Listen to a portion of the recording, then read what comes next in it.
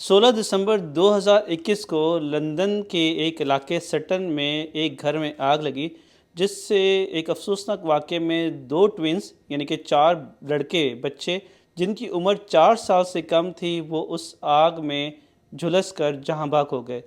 اس آگ کے لگنے کے وقت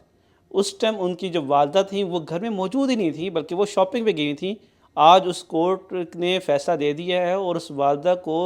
10 سال قید کی سزا سنائی ہے۔ اس والدہ کا کورٹ میں ایک بیان یہ تھا کہ میں نے کسی کو گھر میں چھوڑ کے گئی تھی، لیکن بعد میں پولیس کی انویسٹیگیشن سے ثابت ہوا کہ وہ غلط بات تھی،